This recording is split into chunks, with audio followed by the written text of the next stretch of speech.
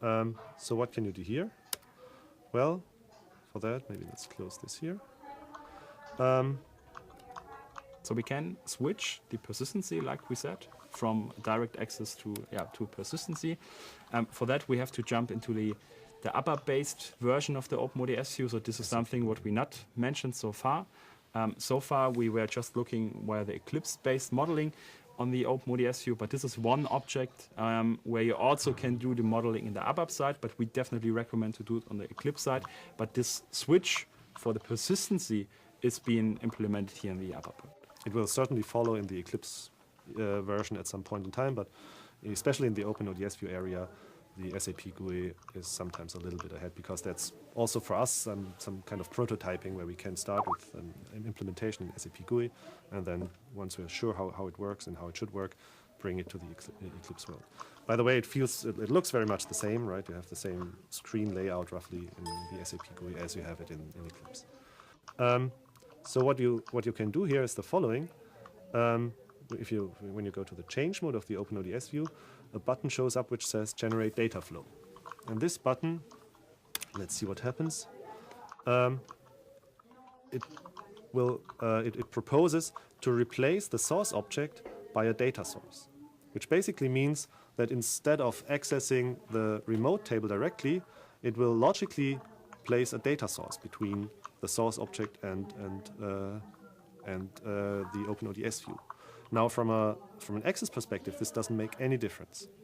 Right? The data source is just a logical object, so you should not think of accessing PSA or something. This is a direct works similar to a direct access of a data source. In fact, the SQL commands or the commands which we issue to HANA at query runtime will stay exactly the same. But now we are moving to an adapter on which you can start building a BW data flow. That's the whole point. So if you do this, maybe let's just do it, and you will see how the OpenODS view changes if you look at the source object here. So some things get created. You see that the source system type has changed. It's now a BW data source. The data source is assigned a name. It's still in the same source system. That's also one of the reasons why we need a source system here. When you create a data source needs a source system. The query would give you exactly the same result with exactly the same performance, because the query access would be exactly the same. And now, since you have a data source, you have basically the entry point towards data warehousing in BW. You can now create a transformation, you can create a persistency, or even better, if you click on the button again, the system proposes to create a persistency for you. So it would create an advanced data store object, which we are going to see in another unit of this week.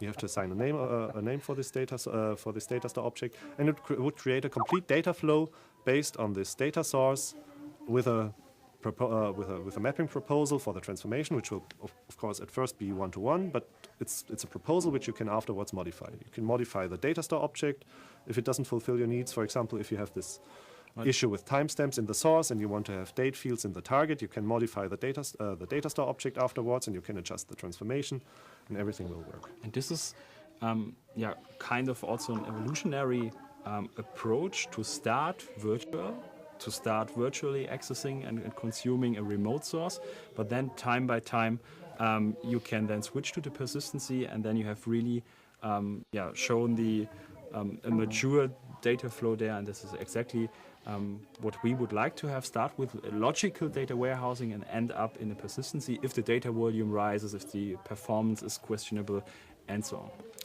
One thing which we should mention, the query which we just used would still work with this change persistency. It would still work without any changes, because the query actually resides on the OpenODS view, and the OpenODS view has not changed in its structure. Only the source object of the OpenODS view would change. And that's fully transparent to the query. So that's the crucial point from my perspective, that this switch of federated access to a local persistency is fully transparent to all BI applications which you have created on top of this data set. So let's wrap up